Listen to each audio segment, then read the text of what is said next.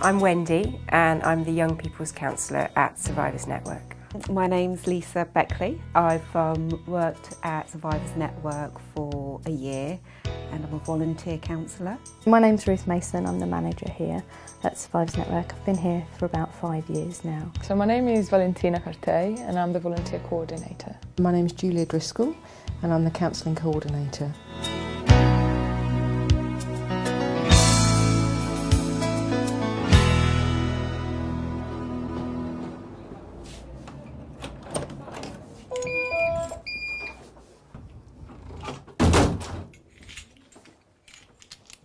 Then I can take her name and number and ask Wendy, our young person's counsellor, to give. It's really hard. We offer up to 52 counselling sessions over a year. And that's normally a 50-minute time where it would be a one-on-one, one-to-one counselling session, which I guess I'm there to offer an environment where the client can feel safe enough to explore her feelings, past and present, around the sexual abuse, or things that might be related to the sexual abuse, like patterns of behaviour, so self-harming, controlling behaviour, obsessive behaviours, etc. So the long-term legacy of sexual abuse is huge. Psychological issues, that comes to mind very easily. The ideas of post-traumatic stress disorder, anxiety and depression, sleeplessness. But the physical implications of living with that for so long as well. You see it a lot in immune disorders, ME, chronic fatigue, heart and lung conditions. The body's response to living with a secret and trauma for so long manifests really physically. Often people have experienced recent sexual assault, or they may have experienced childhood sexual abuse, sometimes combination. Perhaps the use of extreme manipulation, torture in some cases. So often what will happen is the perpetrator will say, you know, if you tell anybody, then this is what's going to happen to you.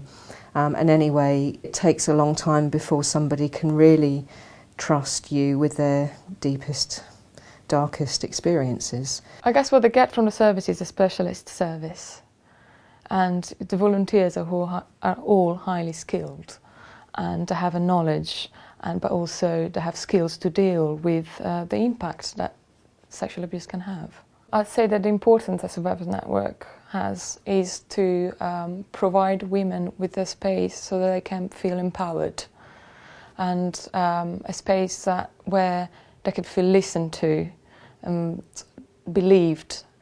And it's a safe space that's unlike anything else in these clients' lives, in the young women's lives. I have seen women in different stages of coming here feeling completely helpless and now starting to build up their own lives really, and kind of taking back that control and feeling more true.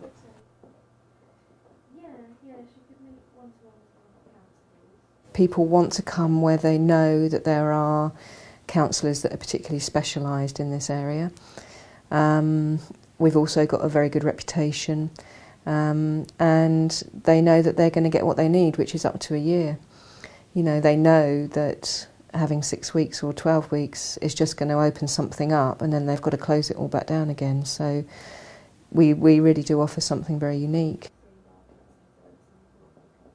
We've had to close our waiting list for the time being because we really don't have the resources to be able to meet the need.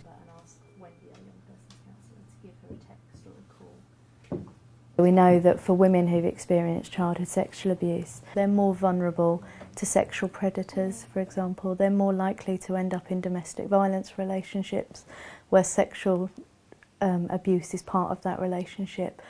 If we can intervene early enough, break that cycle and make sure that people have the resilience and the self-awareness to keep themselves safe and to make sure that they are, I guess, responding appropriately to the situations that they find themselves in, then we lower their chances of becoming a victim again in the future. Yeah, we've got the helpliners one day and then the drop-in volunteers another day.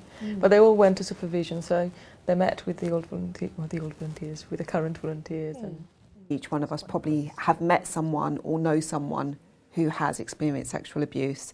It is a massive issue, and there's stigma involved within that. So we don't ever hear the real figures, and it can continue for generations and generations without being checked.